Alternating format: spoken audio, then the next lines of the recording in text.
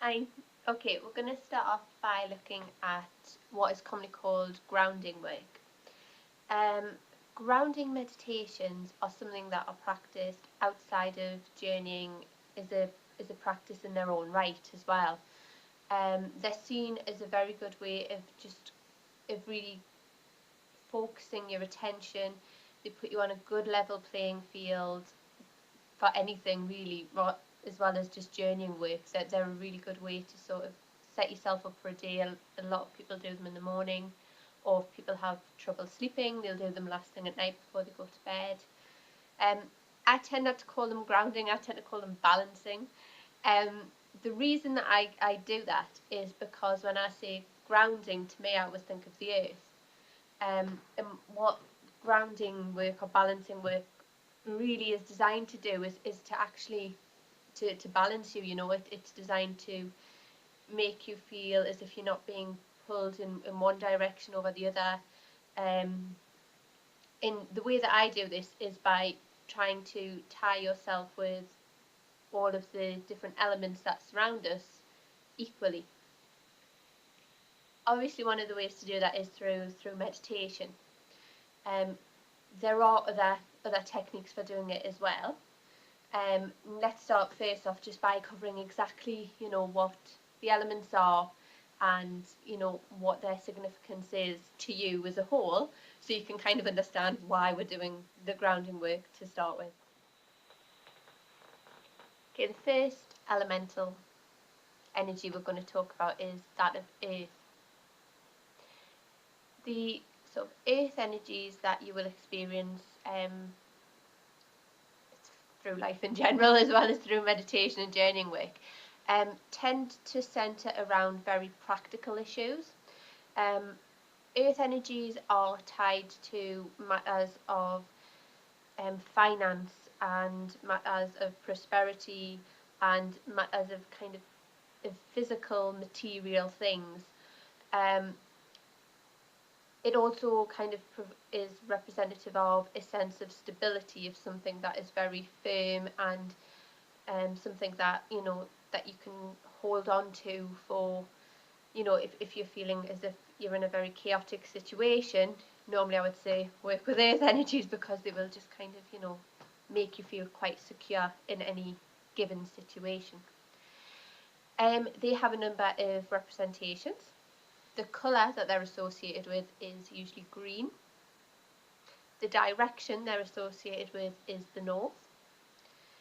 um, you don't have to work specifically to those, but that's what you can utilize them. I utilize that kind of imagery of the directions and colors through the meditation, so you can pull on it.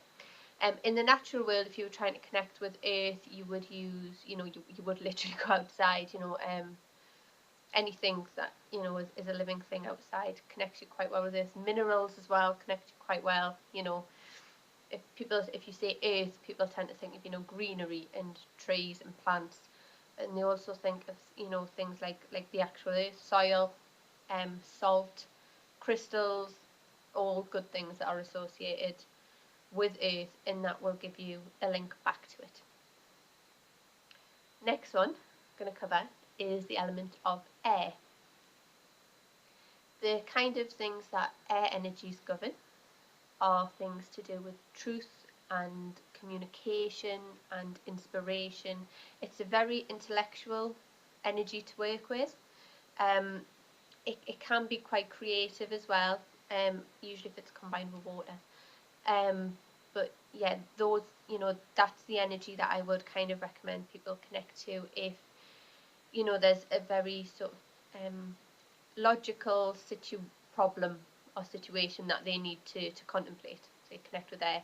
Or if they're not thinking very clearly, if they feel very confused, not necessarily with material things like earth, but if they have very chaotic thought processes, and if they feel they can't see a situation honestly and their judgment's clouded a bit, go and connect with your air energies. Representations connected to air are the colour yellow, usually, and also the direction of east. is connected with air. Natural things, obviously, like what can you connect with air? It's just air. Yeah, but you can connect, certain things to it. A lot of people, if they want to bring air energies in around them, they look to things like wind chimes because, they allow you to hear the presence of moving air. And again, things like, incense, smoke is very representative of air. Any sort of like humidifiers with scented oils in, smell is associated with air. So there are other ways to bring it in as well. And people often use feathers as well if they want to have little reminders of air in their house to bring energies in. Feathers quite often play a part in that as well. And so they are there, and you can bring them in through those little reminders if you want to have air energies around you in the house. Next one is fire. Fire is the element that's really connected with change and transformation. Fire energies, people tend not to bring them in themselves. People will often say, oh, I'm wearing red all the time, and I've got the sudden urge to put candles everywhere in my house. And I'm like, yeah, there's going to be some sort of big change come up on the horizon any day now.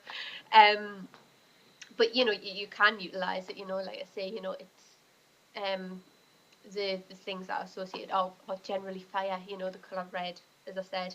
The direction is south that it's associated with, and the things that you can use to bring it in. Obviously, if you're lucky enough to have open fires, you can have a big open fire in your house. But yeah, things like candles, representations or pictures of the sun as well, obviously is massively connected with fire.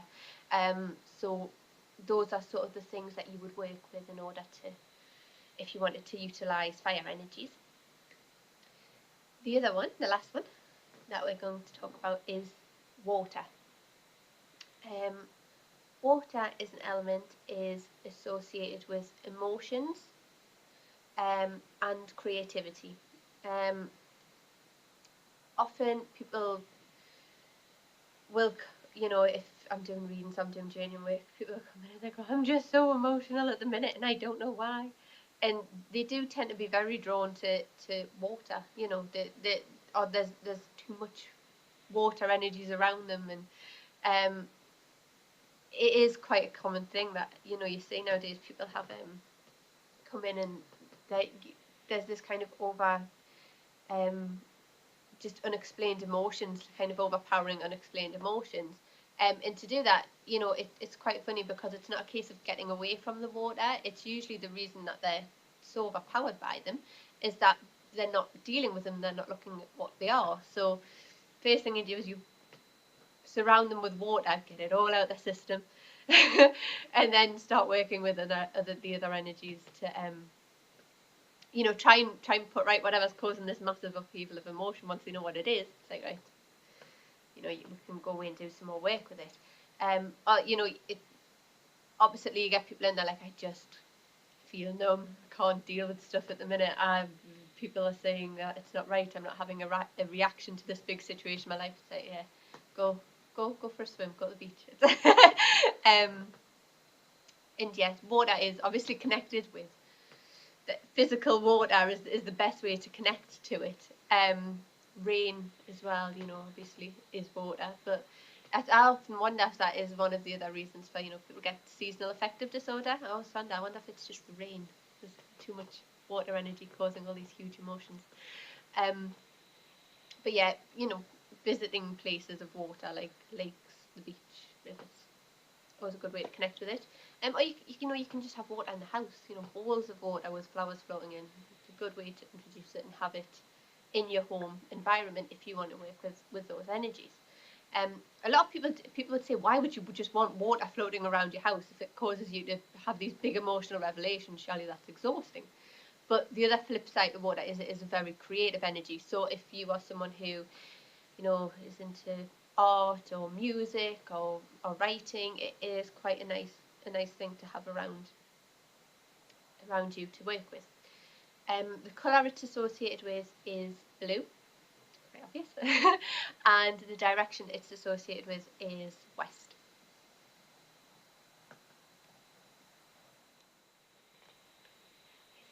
as I said earlier, you know, we are going to obviously be doing grounding or balancing, if you like to call it, meditation. But there are other techniques that you can use to ground or to balance yourself. One of these obviously techniques is to bring in some of the correspondences that we talked about, you know, just a few seconds ago. You know, you can go out and actually physically connect with all of these different elements. And, you know, people might think, oh, well, it's going to be difficult to connect with them all. You know, you're going to have to travel around everywhere and bring loads of stuff in. It's actually not too bad. If you think about it, if you'll actually recreate some of the situations that you see in these types of meditations, you know, if you're sat by a lake at sunrise or at sunset, you know, you have the water of the lake that you can hear and you can touch. You know, if you sat on the grass, you have the earth beneath you and you can feel the grass. And, you know, there's a breeze, there's air around you, there's smells of being outside, and, you know, fire, you have the sun just coming up or just going down and dominating that place on the horizon. You have all of the elements there, and it's just sitting and taking the time to acknowledge and appreciate each one for what it is. Also, you know, you can just draw on certain ones. You don't have to use them all. You know, like I was saying, if you're feeling that, you know, your career is a little bit out of sorts and not where you want it to be, and, you know, you're not sure if you like where you live and you really need that connection to something solid and stable, and if everything's a bit chaotic, then you really want to have some earth energies around, so you can just bring in the earth elements. You know, have a little, you know, ball of salt or a few crystals particularly close to you, or just spend some time outside, go do some gardening and get your hands in the soil. That is the kind of way that you can bring it in really easily to everyday kind of life, and to tackle lots of little situations on a really sort of easy, practical way. I think once you start doing courses like this, and you start to realise the associations that you have with the elements around you, it kind of changes the things you're doing already. You know, whereas before, if you would have went for a walk in the park, you would have just went trees, sky, grass, flowers, river, you know. Now you're thinking, you know, once you get into this kind of mindset, you go through it and you think, oh, nice and stable, talking, communication, and it sort of changes your perspective a little bit. And again, you know, that makes it another really easy way to bring it into everyday life.